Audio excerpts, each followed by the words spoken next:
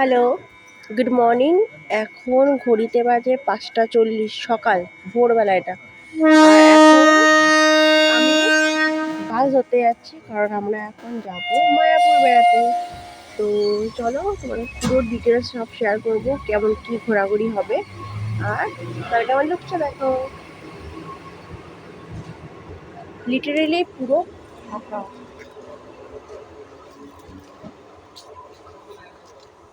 দেখেছো, মানে পুরো ভোরবেলা, এখন ভোরের শীতের ভোরে 5:40। এই যে বাসটা দেখতে পাচ্ছ, আমি বারাসাত থেকে মায়াপুর যাওয়ার জন্য বাস ধরেছিলাম। বাস ছাড়া টাইমিং ছিল 7:10 সকাল, কিন্তু আস্তে আস্তে 7:30 বাজিয়ে দিই। তারপর বারাসাত ছেড়ে মায়াপুরের উদ্দেশ্যে রওনা হয়েছে। এটা ডিরেক্ট তোমাদের মায়াপুরের যে বাস স্ট্যান্ড আছে সেখানে নিয়ে যাবে। তো আমরা এখন মায়াপুর যাওয়ার বাস, সেটা আমরা বারাসাত থেকে এখন ধরেছি, বারাসাত কলোনি মোড় থেকে। বাস আমাদের 7:10 টাইম ছিল, এবার বাস এসছে অলমোস্ট 7:30। এবার দেখি কতক্ষণে আমরা মায়াপুর পৌঁছাই। বাসের ভাড়া সম্বন্ধে বলতে হলে, আমি বাসের টিকিট কেটেছিলাম মেক মাই ট্রিপ থেকে। সেখানে WBTC থেকে মায়াপুর ইস্কন মন্দির যাওয়ার বাস পাওয়া যায়। ভাড়া অলমোস্ট পড়েছিল 80 টাকা মতো। এখন হচ্ছে 9:34 ঘড়িতে সময়। এখন কৃষ্ণনগরে আছি। কৃষ্ণনগর রোড ধরে আমরা এখন সোজা মায়াপুরের দিকে যাচ্ছি।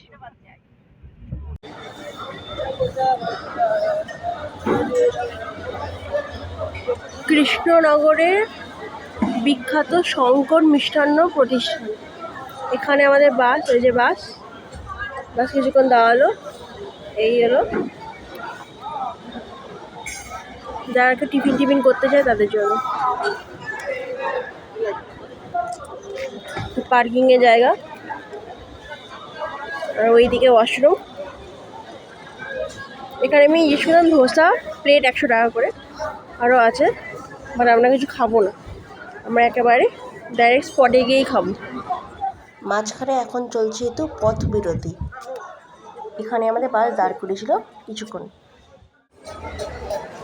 বিখ্যাত শঙ্কর মিষ্টান্ন ভাণ্ডারের ভিতরটা।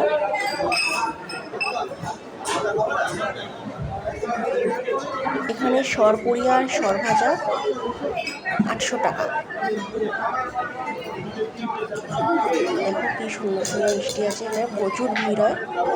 এটা হচ্ছে সেই শঙ্কর মিষ্টান্ন প্রতিষ্ঠানের ভিতরে খাবার ব্যবস্থা আছে। এখানে আমার মাসি কি কিনছে জানি না, সরপুরিয়া কিনছে।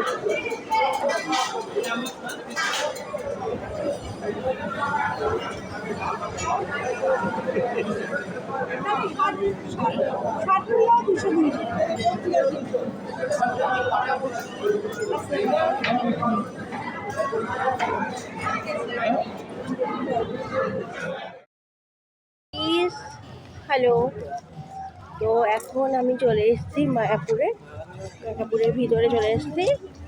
এই যে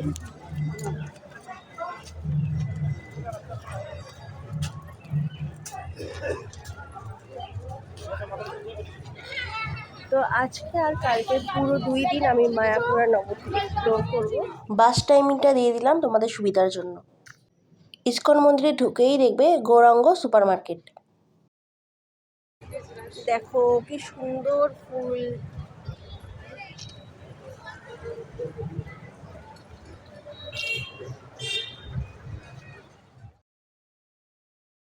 ওই যে দেখা যাচ্ছে মায়াপুরে ইস্কন মন্দির, যার জন্য আমাদের আশা। তো আমরা এখন টোটো করে আমরা এখন মায়াপুরের বিখ্যাত 6টা জায়গা ঘুরবো। তো আমাদের টোটো অঙ্কেল আছে, সেই 6টা জায়গা ছাড়া আর কী জায়গা আছে সেগুলো একটু ঘুরিয়ে দেখাবে বললো। তো চলো আজকে তোমাদেরকেও দেখো। এই দেখো চলে এসছি নিমাইয়ের জন্মস্থান। চলো।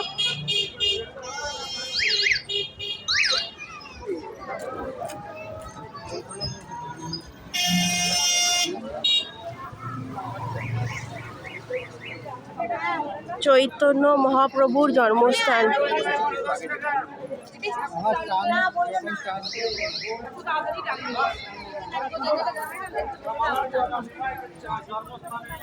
এই যে হটপং চলে এলাম।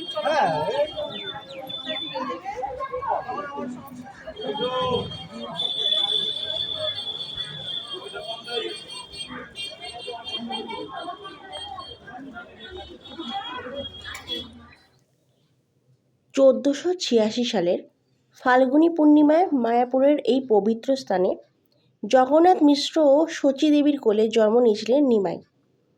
এটি ভাগীরথী ও জলঙ্গি নদীর মিলনস্থলে অবস্থিত। জনশ্রুতি অনুযায়ী এখানেই নিমাইয়ের জন্মের সময় একটি নিম গাছ ছিল, তাই একে নিমাই বলা হয়। এখানে একটি প্রাচীন নিম গাছ এবং মহাপ্রভুর চরণ চিহ্ন, নারায়ণের চিহ্নযুক্ত যুগল চরণ। এই শিশু সর্বলোকে করিবে তারণ, গৃহে দুইজন দেখি লঘু পদচিহ্ন, শঙ্খ চক্র গদা পদ্ম চিহ্ন আছে ভিন্ন। এইটা আমি এখান থেকে কিনেছি, এটা 100 টাকা দাম নিয়েছিল। এই মন্দিরের ভিতরে একটি দোকান আছে, এই যে ফটোগুলো দেখতে পাচ্ছ এগুলো এই দোকানের। এখান থেকে আমি কিছু কিছু জিনিস কিনেছি, যেগুলো কিনেছি এখানে ফটো আমি দিয়েছি। এগুলো খুবই সুন্দর আর কিউট, তো তুমি চাইলে এগুলো কিনতে পারো বা গিফটের জন্য আমাকে দিতে পারো। এই যে চাবি রিংটা দেখো, শ্রী রাধা লেখা, খুবই সুন্দর। এবার যাচ্ছি শ্রী শ্রীবাস অঙ্গনে। দেখো সামনে এটা, অ্যাকচুয়ালি এখানে অনেক জায়গায় ফটো ভিডিও তোলা বারণ, তাও আমি ফটো তুলেছি।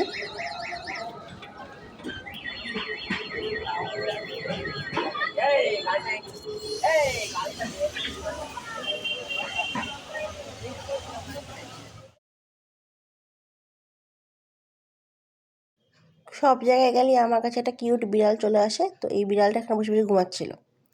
এই যে এখানে ঠাকুরের ফটো, রাধা মদন মোহন গৌরহরির ফটো। মায়াপুর শ্রী চৈতন্য মঠের শাখা, ভিতরে যে ঠাকুরগুলো ফটো দিলাম এগুলো রয়েছে। যেরকম বললাম ফটো ভিডিও করা যায় না। সন্ন্যাসীদের সমাধি মন্দির দর্শন করুন।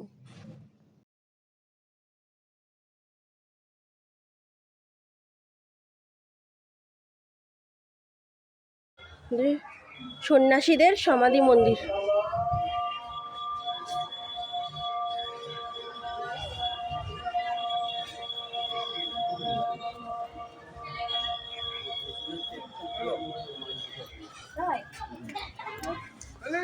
চামচ ही बेल दिखते हेलो আমার একটা দাও এটা চামচ का ढेर लाओ दियो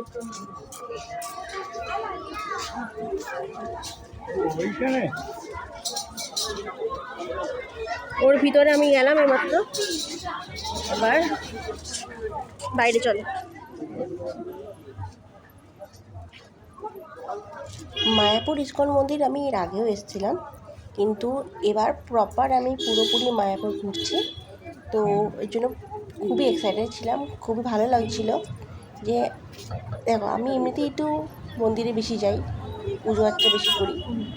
লোকেরা বলে যে মায়াপুর নবদ্বীপ গেলে তার প্রেমে পড়ে যাবে। হ্যাঁ অবশ্যই, আমি মায়াপুর নবদ্বীপে গিয়ে প্রেমে পড়ে গেছি, আর আমি আবারও যেতে চাই। আমি জানি না আবার কবে যাবো, বাট আমি আবারও যেতে চাই। শ্রী অদ্বৈতাচার্যের গৌড় আরাধনা স্থান এই জায়গাটি ছিল। এটি হলো মায়াপুরের শ্রী চৈতন্য মঠের প্রবেশ পথের। এটি গৌড়ীয় বৈষ্ণব ধর্মের ইতিহাসে অত্যন্ত গুরুত্বপূর্ণ। এই মঠটি 1918 সালে শ্রীল ভক্তি সিদ্ধান্ত সরস্বতী ঠাকুর, যিনি ইস্কনের প্রতিষ্ঠাতা, শ্রীল প্রভুপাদের গুরু, তিনি প্রতিষ্ঠা করেন। এটি গৌড়ীয় মঠের মূল কেন্দ্র হিসাবে পরিচিত।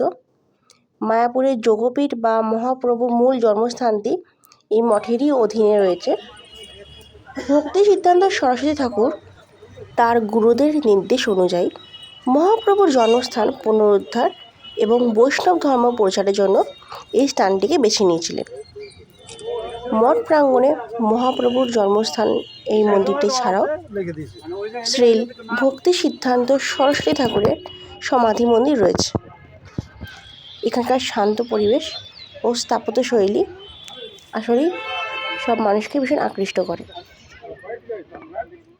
এই মঠটি কিন্তু গঙ্গা ও জলঙ্গি নদীর তীরের কাছেই অবস্থিত, আর এখানে যে বৈষ্ণব দর্শন ও শাস্ত্র চর্চার জন্য এটি গুরুত্বপূর্ণ লাইব্রেরি ও শিক্ষাকেন্দ্র রয়েছে। শ্রী প্রভুপাদের ভজন কুটির। সর্বত শ্রী গৌরাঙ্গ মহাপ্রভুর মূর্তি।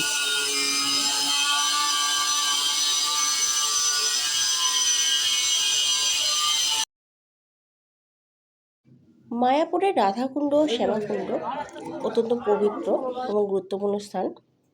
এই কুণ্ডটি শ্রী চৈতন্য মঠের যে প্রতিষ্ঠাতা শ্রীল ভক্তি সিদ্ধান্ত সরস্বতী ঠাকুর ইনি খনন করিয়েছিলেন। তিনি মায়াপুরকে গুপ্ত বৃন্দাবন বলতেন এবং বৃন্দাবনের আসল রাধাকুণ্ড ও শ্যামাকুণ্ডের স্মৃতিতে এখানেই পবিত্র জলাশয় দুটি তৈরি করেছিলেন। বৈষ্ণব দর্শনে রাধাকুণ্ডকে শ্রীমতী রাধারানীর স্বরূপ এবং অত্যন্ত পবিত্র বলে মনে করা হয়। ভক্তদের বিশ্বাস যে বৃন্দাবনের রাধাকুণ্ড এবং মায়াপুরের এই রাধাকুণ্ডের মধ্যে কোনো আধ্যাত্মিক পার্থক্য নেই। রাধাকুণ্ড ও শ্যামাকুণ্ডের মাঝখানে একটি ছোট্ট সেতু আছে। এর পাশে গিরি গোবর্ধনের একটি প্রতীকী রূপও স্থাপন করা হয়েছে। কার্তিক মাসের বহুলাষ্টমী তিথিতে এখানে বিশেষ পুজো এবং উৎসব কিন্তু এখানে পালন করা হয়। আজকাল অনেক জায়গায় ফটো তুলতে দিচ্ছে না, ফটো ভিডিও বারণ।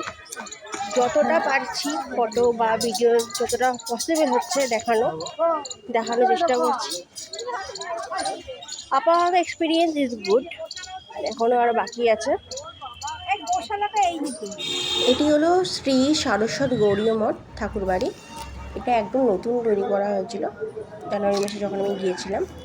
তো এটা দেখতে পারো, এটাও ঘুরে দেবে, খুব সুন্দর। এখানে তখন কিন্তু খুব ভিড়ভাট্টা ছিল না, কিন্তু এখন যেটুকু আমি শুনেছি না খুব ভিড়ভাট্টা হচ্ছে।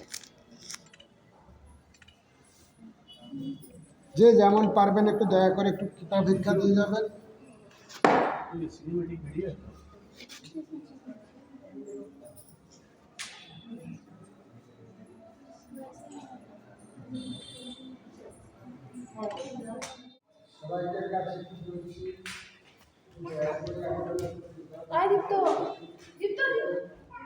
এবার চলে এসেছি মায়াপুরের জগন্নাথ মন্দিরে। মন্দিরের সামনে এই গেটটায় আমার ফটো, আর এই হলো মন্দিরটা।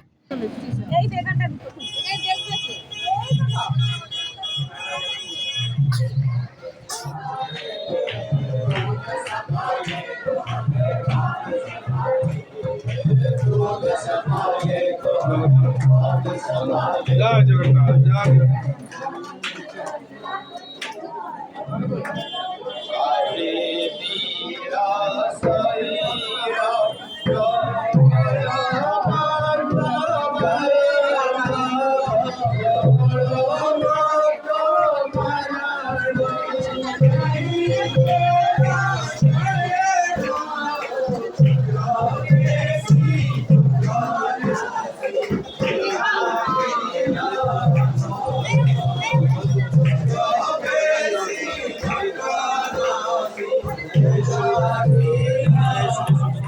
পরবর্তী মন্দির হলো শ্রী শ্রী গৌর সুন্দর শ্রী রাধা মদন মোহন জিউ মন্দির। এই মন্দিরেও ভিডিও করা এলাও না, বাট আমি কিছু ফটো তুলেছি যাতে তোমরা বুঝতে পারো যে এই মন্দিরটিতে কীরকম। দেখো কত সুন্দর একটা রাধারানীর ফটো আছে এখানে। বৃন্দা মহারানী ঠাকুরটির নাম। এখানে এই রাধারানীর মহারানী যে বৃন্দা মহারানী, এর চারিপাশে 7 বার পরিক্রমা করে নিজের মনের কামনা বললে সেটা নাকি পূর্ণ হয়। পরের মন্দিরটা নৃসিংহদেব গেস্ট হাউসের পাশেই আছে, শিবডোবা ও গৌরনগর মন্দির। এই মন্দিরটা ছিল এই মন্দিরের ভিতরে এই ফটোটা। তারপর মন্দিরের ভিতরেও এখানে ক্যামেরা এলাও না, জাস্ট ভিডিও ফটো যা আছে সেটা আমি পোস্ট করছি। হ্যাঁ, 2টো মন্দির আছে ভিতরে। এটা হচ্ছে সেই একটা মন্দিরে যেখানে পার্বতী আর মহাদেবের পুজো হয়, তো এটা সেটা। প্রায় 500 বছর পূর্বে কৈলাস অধিপতি শ্রী শঙ্কর ভগবান শ্রী চৈতন্য মহাপ্রভু দর্শনে এসে দর্শন না পেয়ে কঠোর তপস্যার ফলস্বরূপ এই স্থান তার অশ্রু জলে প্লাবিত হয়ে ডোবায় পরিণত হয়। সেই থেকে এই স্থানটির নাম শিবডোবা। এটাই হলো শিবডোবার মহিমা।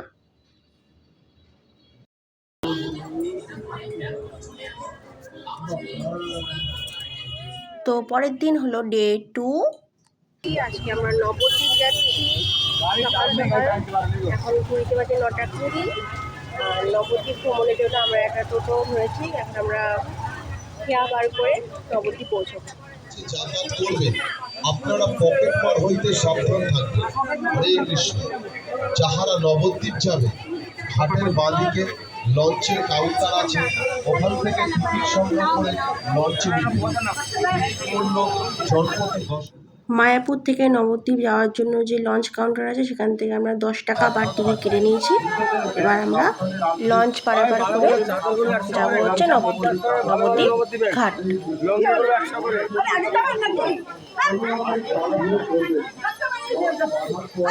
আস্তে আস্তে একে একে নামুন। হরে কৃষ্ণ।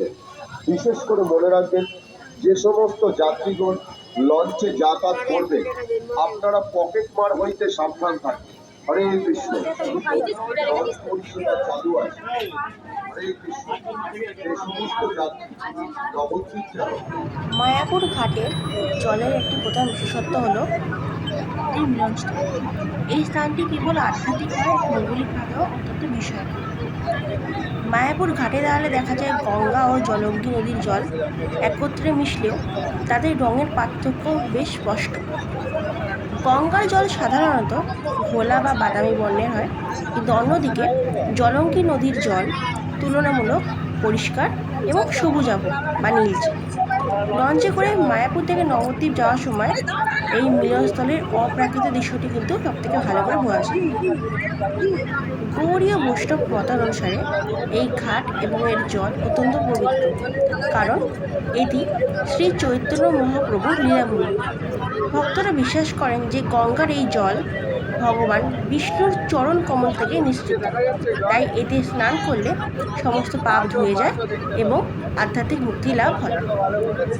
বৈজ্ঞানিক ও পৌরাণিক উভয় দিক থেকে মনে করা হয় গঙ্গার জলের নিজস্ব একটি বিশুদ্ধকরণ ক্ষমতা রয়েছে, যা অন্য নদীর তুলনায় দ্রুত ক্ষতিকারক উপাদান নষ্ট করতে পারে।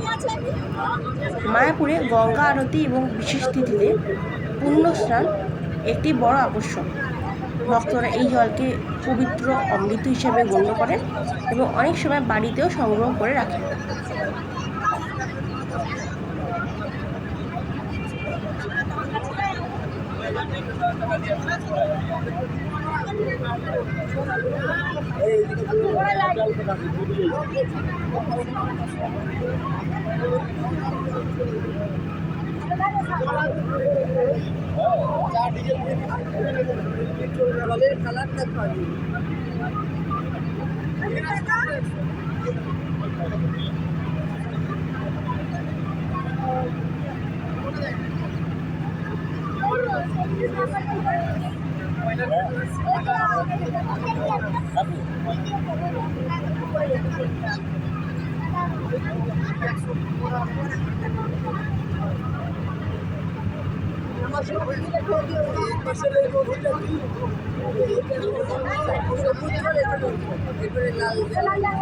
তো এই ছিল ট্রাভেল উইথ সুনিতার সাথে মায়াপুর ব্লগ। মায়াপুরের ঘোরার সব জায়গাগুলো আমি এই ভিডিওতে কভার করেছি। পরের যে ভিডিওটা আসবে সেটা হবে নবদ্বীপের। তো ভিডিওটি ভালো লেগে থাকলে লাইক, কমেন্ট, শেয়ার আর সাবস্ক্রাইব করে দেবেন। আর নবদ্বীপের ব্লগ দেখার জন্য বেল আইকন প্রেস করে দেবেন। Thank you.